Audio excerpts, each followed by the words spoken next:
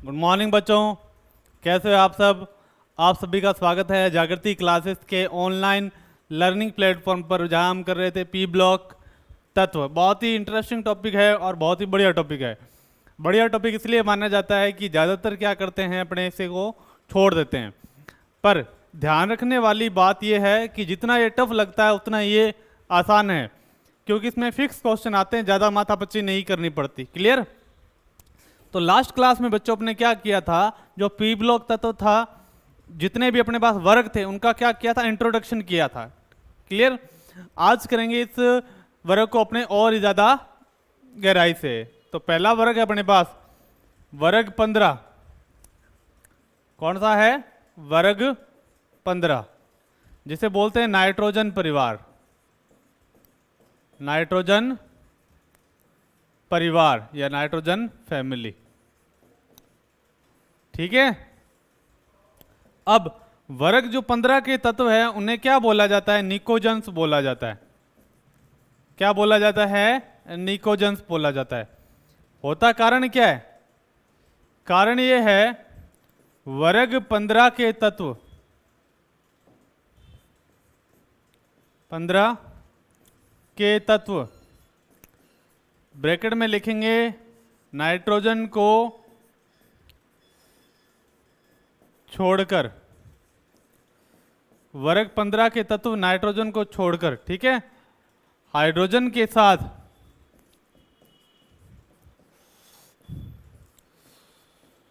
विषैली गैसों का निर्माण करते हैं। निर्माण करते हैं।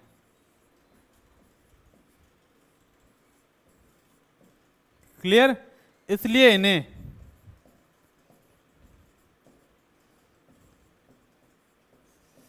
निकोजन्स कहते हैं। क्या बोलते हैं?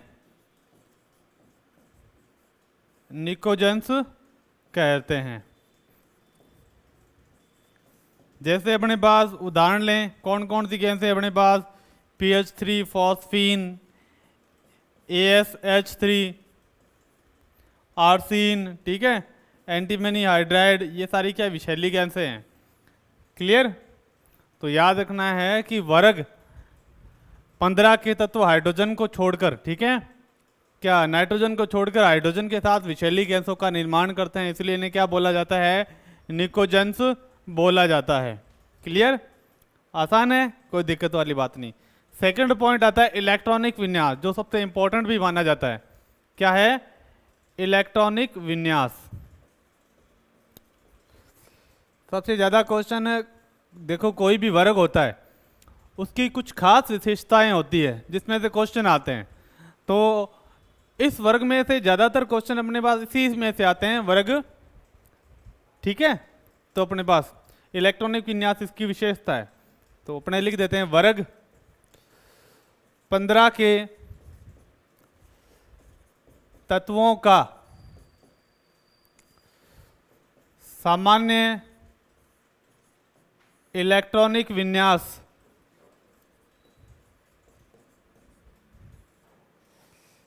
NH2NP3 होता है। क्या होता है? NH2NP3 ये होता है। ठीक है। तो ये क्या होता है? अर्धपूरित विन्यास होता है। ये अर्धपूरित विन्यास होता है।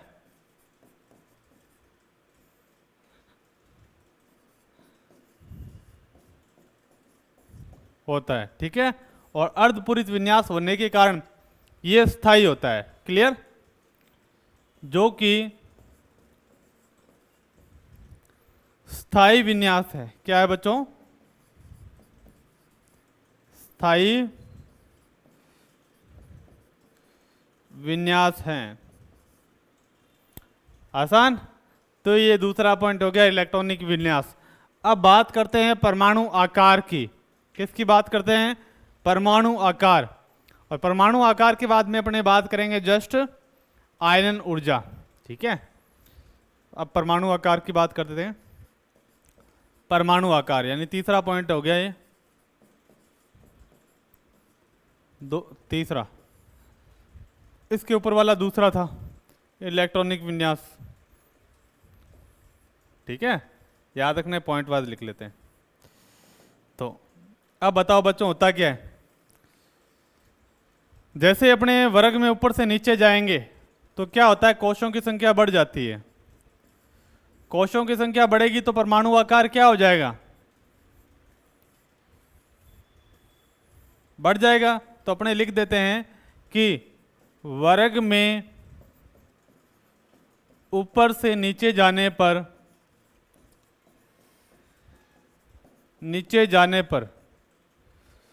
कोशों की संख्या बढ़ती है।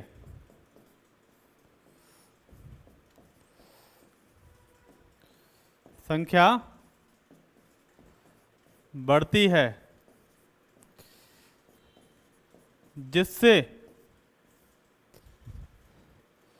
नाभिकीय आवेश में कमी आती है। नाभिकीय आवेश में कमी आती है और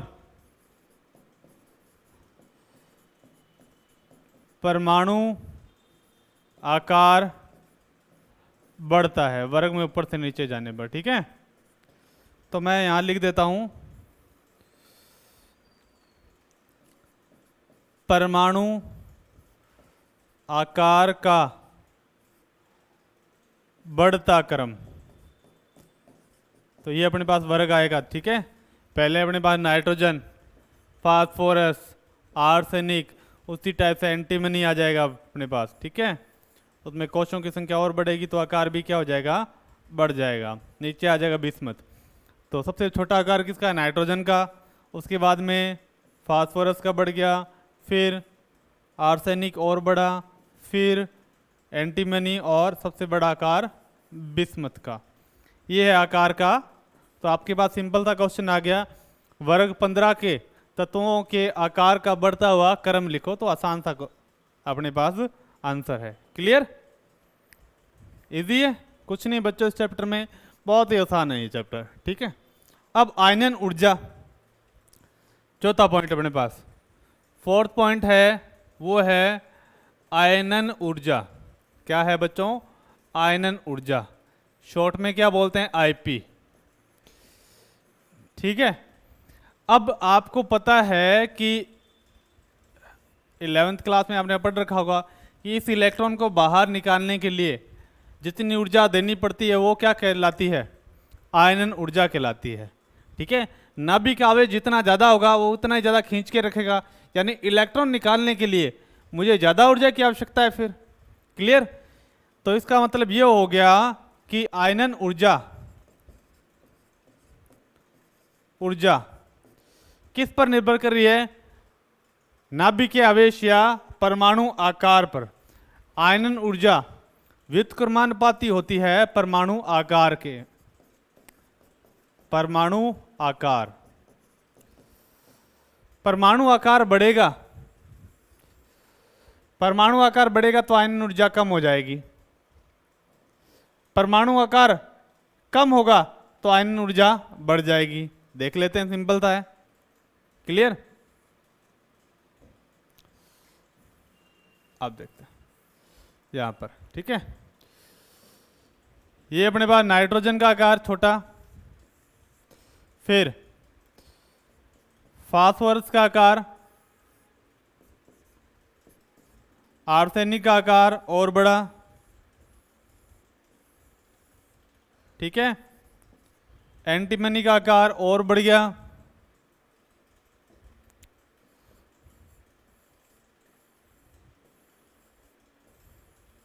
ऐसे तो वर्ग में ऊपर से नीचे जाएंगे तो ये बार वाला इलेक्ट्रॉन है, या नाभिकीय आवेश ज्यादा, यहाँ कम, यहाँ कम, यहाँ और कम। बताओ किसका इलेक्ट्रॉन आसानी से निकलेगा, तो एंटीमनी का इलेक्ट्रॉन आसानी से निकल जाएगा। क्लियर है, तो जितना बड़ा आकार नाभिकीय आवेश उतना ही कम होगा। इलेक्ट्रॉन निकालने के लिए ऊर्जा अपने पास क्या चाहिए, बहुत कम चाहिए। क्लियर, तो मैं लिख देता हूं यहां पर, वर्ग में ऊपर से नीचे आने पर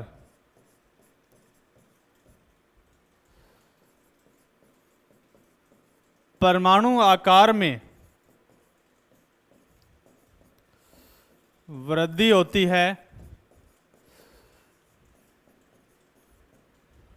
जिससे इलेक्ट्रॉन का निकलना आसान हो जाता है।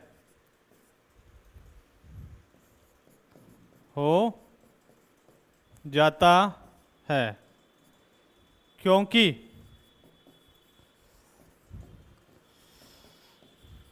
नाभिकीय आवेश में कमी आती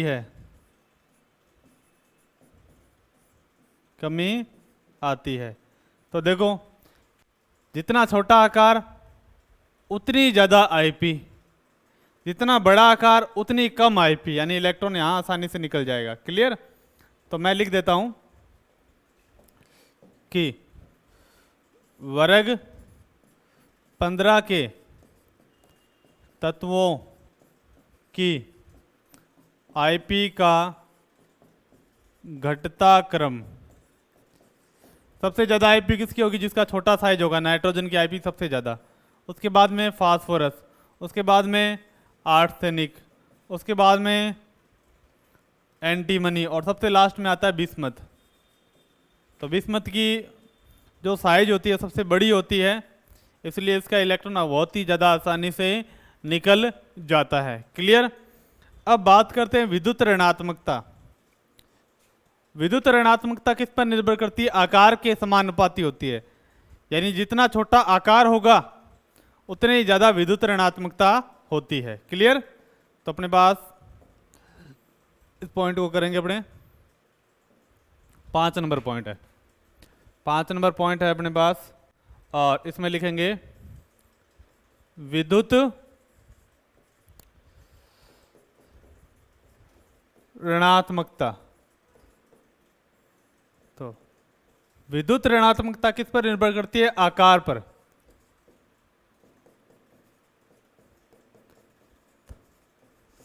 जितना छोटा आकार होगा विद्युत ऋणात्मकता उतनी ही क्या होगी?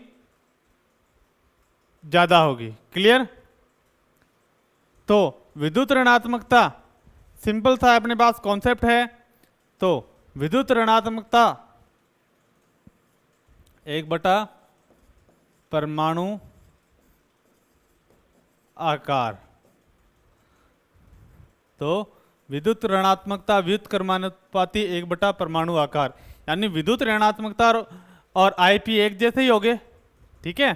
तो अपने लिख देते हैं वर्ग में ऊपर से नीचे आने पर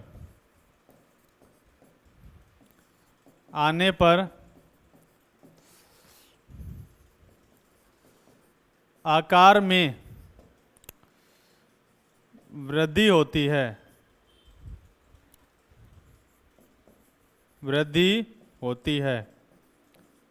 जिससे विद्युत ऋणात्मकता में कमी आती है। क्लियर? तो याद अपने को रखने की क्या जरूरत है बच्चों? तो याद रखने की सबसे ज़्यादा जरूरत ये होती है कि अपने अगर इसमें पढ़ रहे हैं तो मेन पॉइंट अपने पास कौन सा है? वो है इलेक्ट्रॉनिक विन्यास, वो पढ़ना जरूरी है इसके अंदर। ठीक है? इलेक्ट्रॉनिक विन्यास पढ़ना बहुत ही ज़्यादा जरूरी है इसमें चैप्टर में। तो देख लेते हैं कौन सा है अपने पास, कहाँ है? परमाणु आकार, उससे पहले अपने किया था ये है इलेक्ट्रॉनिक विन्यास। ये सबसे बढ़िया कॉन्सेप्ट है इसका। ज़्यादातर क्वेश्चन अपने पास कहाँ से पढ़ते हैं? इलेक्ट्रॉनिक विन्यास में ही पढ़ते हैं। ठीक है? तो याद रखना है, इसको भूलना नहीं है। ठीक है? अब इसके बाद जो नेक्स्ट पॉइंट आता है अपने पास वो है ऑक्सीकरण संख्या। क्या है बच्चों? ऑक्सीकरण संख्या। ऑक्सीकरण संख्या कौन सी प्रदर्शित करते हैं? क्लियर? और किसके आधार पर इसे प्रदर्शित करते हैं? 6 नंबर पॉइंट है। फिर अपने इस चैप्टर के क्वेश्चन वाइज पॉइंट करना स्टार्ट करेंगे। पी ब्लॉक में यही ध्यान रखना है कि क्वेश्चन कैसे बनेगा और किस हिसाब से बनेगा। ठीक है, तो अपने पास है ऑक्सीकरण अवस्था। ऑक्सीकरण अवस्था तो क्या होता है बच्चों, पी ब्लॉक में सामान्य इलेक्ट्रॉनिक विन्यास क्या होता है, NH2NP3, ये अर्धपूरित विन्यास है। क्लियर, ये क्या करते हैं मेनली -3 +3 व +5 तक ऑक्सीकरण अवस्थाएं प्रदर्शित करते हैं। ठीक है, ज्यादा नहीं लिखना इसके अंदर। -3 ये क्या है, यानी इलेक्ट्रॉन ग्रहण कर ले, +3 इलेक्ट्रॉन त्याग दे, 5 प्लस के 5 मतलब 5 5 इलेक्ट्रॉन निकल दे। ठीक है, तो मैं लिख देता हूं, इस वर्ग के तत्व -3 +3 व +5 तक ऑक्सीकरण संख्याएं प्रदर्शित करते हैं, प्रदर्शित करते हैं। तो ये बेसिक इसका इंट्रोडक्शन था। ठीक है, वर्ग 15 का इंट्रोडक्शन हो गया। अब बात करते हैं पेपर में एग्जैक्ट कैसे क्वेश्चन आते हैं। याद रखना, पेपर के क्वेश्चन जिस हिसाब से अपने करेंगे उसी हिसाब से करने हैं। क्लियर, और same ditto line wise question वो पढ़ते हैं। ठीक है, तो 6 नंबर अपने पास क्वेश्चन पॉइंट नहीं करेंगे, अब क्वेश्चन करने स्टार्ट करेंगे। ठीक है, क्वेश्चन के टाइप कैसे आ सकता है, घुमा के क्वेश्चन कैसे पूछ सकता है, वो सारे अपने देखेंगे। ठीक है, तो क्वेश्चन अपने पास है नाइट्रोजन द्विपरमाणुक है, द्विपरमाणुक यानी N2। ठीक है, जबकि फास्फोरस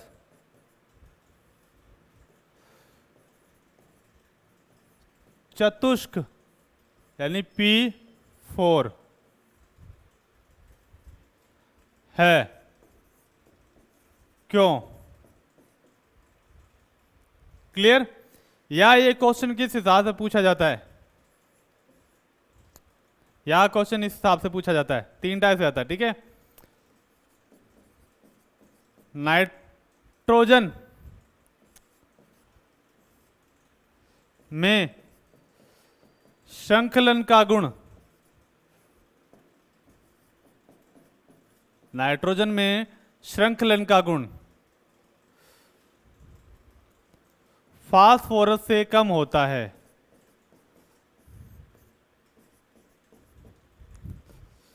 कम होता है क्यों? ये एक दूसरा टाइप, या ऐसे घुमा के पूछ ले, फास्फोरस में श्रृंखलन का गुण नाइट्रोजन से अधिक होता है क्यों? क्लियर, तो यहां पूछ रहे हैं नाइट्रोजन में श्रृंखलन का गुण फास्फोरस से कम होता है क्यों, या किस हिसाब से आता है। 3 टाइप से क्वेश्चन आता है, और क्वेश्चन जब बहुत ज्यादा टफ देना होता है तो ये तीसरे टाइप का क्वेश्चन पूछ लेते हैं। ठीक है, क्वेश्चन ये है कि नाइट्रोजन गैस है, गैस है जबकि फास्फोरस ठोस है क्यों? ये क्वेश्चन अपने पास 3 क्वेश्चन आ गए, देखो तरीके से आए, ऐसे पूछे जाएंगे। क्लियर, तो क्वेश्चन का आंसर किस हिसाब से लिखना है। क्लियर, तो वो करते हैं अपने पास फटाफट से। देखो, तो ये देखो, ये अपने पास क्या है, नाइट्रोजन। क्या है? नाइट्रोजन परमाणु। नाइट्रोजन परमाणु का आकार क्या है अपने पास? छोटा आकार है। ठीक है, नाइट्रोजन परमाणु का आकार अपने पास क्या बच्चों? छोटा आकार है। और फास्फोरस परमाणु का आकार क्या है? बड़ा आकार है। देखो, ये चीज अपने को ध्यान रखनी है। ठीक है, तो अपने आंसर लिखेंगे कि आंसर इसी हिसाब से लिखना है ताकि अपने को ज्यादा से ज्यादा नंबर मिले। नाइट्रोजन परमाणु का छोटा आकार होने के कारण का छोटा आकार। तो पहला पॉइंट क्या लिखना है, छोटा आकार। तो नाइट्रोजन परमाणु का आकार क्या होता है, छोटा आकार। ठीक है, होने के कारण यह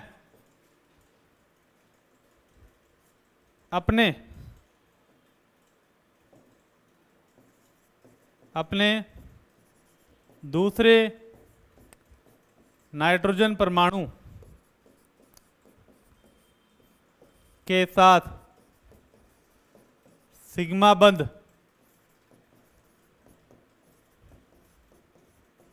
बनाने के पश्चात,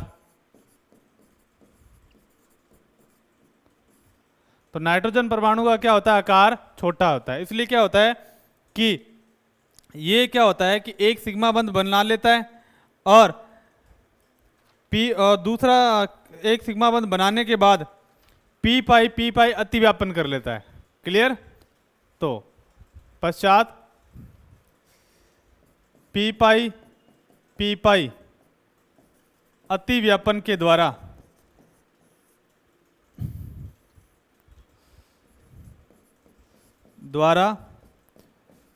अपनी संयोजकता क्या करता है, अपनी संयोजकता पूर्ण कर लेता है। ठीक है, कैसे, ये देखो, ये नाइट्रोजन है, ये नाइट्रोजन का एक पी कक्षक है। क्लियर, एक पी कक्षक नाइट्रोजन का ये है, ये नाइट्रोजन। क्लियर। ये दूसरे नाइट्रोजन के पी से क्या करेगा, अतिव्यापन करेगा। कर लिया अतिव्यापन यहां पर। तो पहले क्या बना लिया, सिग्मा बंध बना लिया। पी होते हैं अपने पास कितने टाइप के, 3 टाइप के, P X, P Y, P Z. ये अपने पास पी जेड बना दिए। ठीक है, और अब बना दिए पी, ये पी वाई बना दिया मैंने, एक यहाँ पी वाई और बना दिया। क्लियर।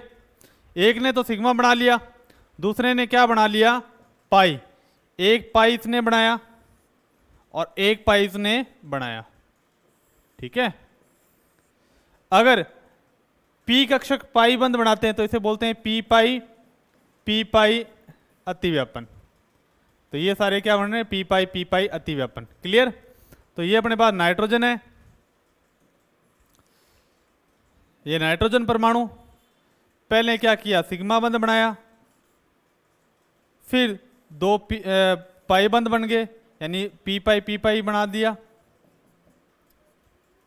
क्लियर। तो ऊपर भी क्या है, पी पाई। ये उसके ऊपर 2 इलेक्ट्रॉन होते हैं, नाइट्रोजन के ऊपर आपको पता है 2 एकांकी इलेक्ट्रॉन निगम। तो इस कारण से क्या होता है कि नाइट्रोजन का साइज होता है छोटा। तो छोटा साइज होने के कारण क्या होता है, जो पी कक्षक होते हैं पास होते हैं, जैसे इसमें पी कक्षक है पास में, इसलिए क्या आसानी से बंध बना लेते हैं साइड से। ठीक है, एक सिग्मा बंध बनाया, छोटा आकार होने के कारण पी कक्षक पास में, तो आसानी से क्या बना लेते हैं, सिग्मा बंध बना लेते हैं। तो अपने कह सकते हैं कि नाइट्रोजन परमाणु का छोटा आकार होने के कारण इसके जो पी कक्षक होते हैं पास होते हैं। क्लियर। और जिसमें क्या होता है, एक सिग्मा बंध बनने के बाद आसानी से पी पाई अतिव्यापन हो जाता है। क्लियर। और ये अपनी संयोजकता पूरी कर लेता है और द्विपरमाणु अवस्था में अपनी संयोजकता पूरी करता है, और द्विपरमाणु अवस्था में अपनी संयोजकता पूर्ण करता है। ठीक है, अब देखते हैं फास्फोरस की तरफ। फास्फोरस परमाणु का आकार बड़ा है, यानी जो पी होंगे वो दूर होंगे, दूर हैं, यानी एक तो सिग्मा बन गया, पर जो पी है वो दूर होंगे, तो उसमें अतिव्यापन क्या है, संभव नहीं है। इसलिए क्या होता है, इसको अपनी संयोजकता करनी होगी पूरी, तो किससे करनी पड़ेगी, सिग्मा बंध एकल बंध से ही पूर्ण करनी पड़ेगी। क्लियर। तो मैं लिख देता हूं इसके अंदर ये जबकि फास्फोरस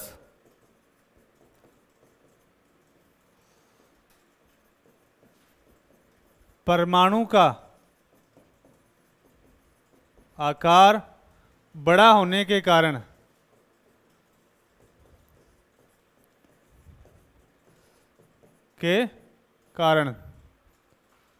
इसमें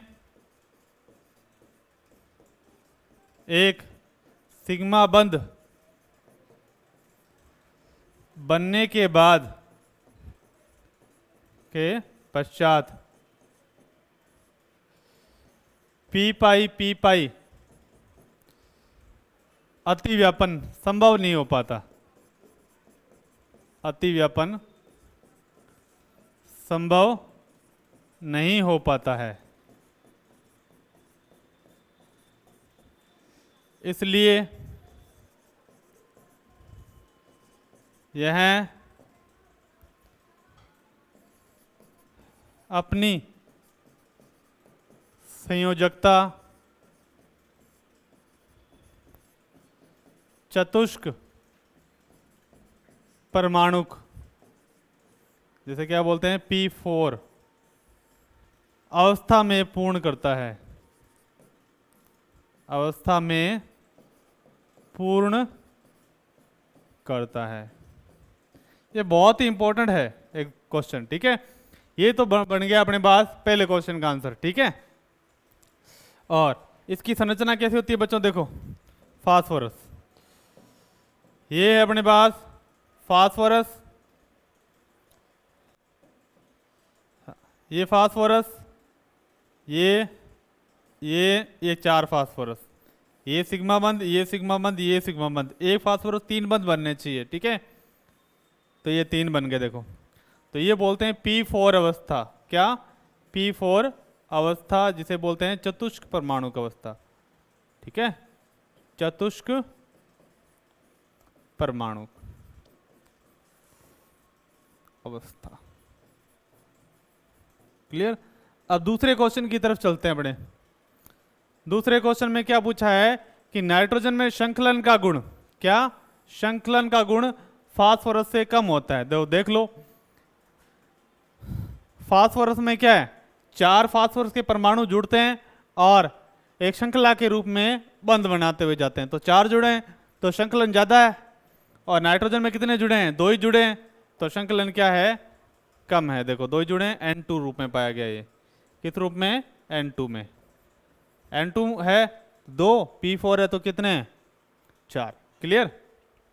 अब अगला क्वेश्चन, नाइट्रोजन गैस है जबकि फास्फोरस ठोस है। काफी बढ़िया क्वेश्चन है, इसलिए है कि भाई अपने के एक चीज है कि जैसे जैसे भार बढ़ता है तो आकर्षण बढ़ता जाता है। क्लियर। तो इनमें जो आकर्षण लगता है अणुओं में वो है वांडरवाल आकर्षण। कौन सा है, वांडरवाल आकर्षण। ये समानुपाती होता है परमाणु भार के, अणु भार के, सॉरी अणु भार। जैसे जैसे अणु भार बढ़ता जाता है तो वांडरवाल आकर्षण भी बढ़ता जाता है। तो नाइट्रोजन का अणु भार कितना है, 28। फास्फोरस का कितना है, नाइट्रोजन से ज्यादा होगा, इसलिए क्या होता है, आकर्षण भी ज्यादा होगा। इसलिए फास्फोरस क्या है, ठोस अवस्था में पाया जाता है, और नाइट्रोजन क्या है, गैस अवस्था में पाया जाता है। पहले ये थ्योरी लिखनी है, उसके बाद ये लिखना है। क्लियर बच्चों, काफी आसान सा पॉइंट है ये। और उसके बाद में जो क्वेश्चन आता है वो है नाइट्रोजन के बारे में, ठीक है। क्वेश्चन ये है, N2 कमरे के ताप पर अक्रिय गैस के समान व्यवहार करती है, गैस के समान व्यवहार करती है, क्यों। भाई आपको पता है कि वायुमंडल में सबसे ज्यादा कौन सी गैस है, नाइट्रोजन है। क्लियर। अब इसलिए क्योंकि ये कमरे के ताप पर अक्रिय गैस के समान व्यवहार करती है। काफी बार क्वेश्चन आ भी चुका है। तो आंसर क्या लिखना है अपने को, देखो बच्चों, नाइट्रोजन में क्या पाया जाता है, ट्रिपल बॉन्ड। और इस बॉन्ड की प्रकृति क्या होती है अपने पास, इस बंध की प्रकृति होती है सहसंयोजक, और 3 सहसंयोजक बंधों को तोड़ने के लिए जो ऊर्जा चाहिए अपने पास वो क्या होती है, बहुत ज़्यादा होती है। इसलिए नाइट्रोजन के जो सहसंयोजक बंध होते हैं उनकी ऊर्जा कमरे के ताप पर बहुत ज़्यादा होती है। क्लियर? और अगर इस बंध को तोड़ना है तो ज़्यादा ऊर्जा दो तब टूटेगा, नहीं टूटा तो फिर क्या होगा, ये अधिक मात्रा में पाई जाएगी। क्लियर? बहुत सिंपल है, तो लिख देते हैं। तो मैं लिख देता हूं कि नाइट्रोजन परमाणु में अणु में 3 प्रबल सहसंयोजक बंध पाए जाते हैं। बंध पाए जाते हैं जिन्हें कमरे के ताप पर तोड़ने के लिए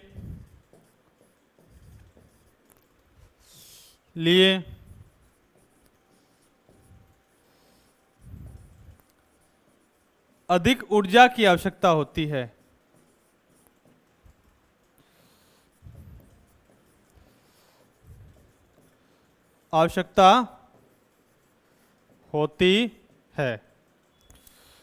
ठीक है, अधिक ऊर्जा की आवश्यकता होती है जो कमरे के ताप पर उपलब्ध नहीं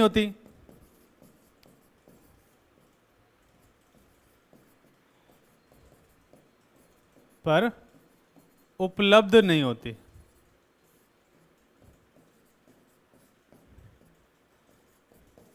होती है। इसलिए यह कमरे के ताप पर अक्रिय गैस के समान व्यवहार करती है। अक्रिय गैस के समान व्यवहार करती है। तो ये था अपने पास आज जो पी ब्लॉक का सेकंड लेक्चर, जिसमें अपने पढ़ा वर्ग 15 के तत्वों के बारे में और उसके गुणों के बारे में। कल वर्ग 15 के टॉपिक को और आगे लेके जाएंगे अपने, और उस टॉपिक को बहुत ही आसान तरीके से अपने क्या करेंगे, कंप्लीट करेंगे। तब तक के लिए लगातार जुड़े रहिए और लगातार पढ़ते रहिए। Thank you, bye.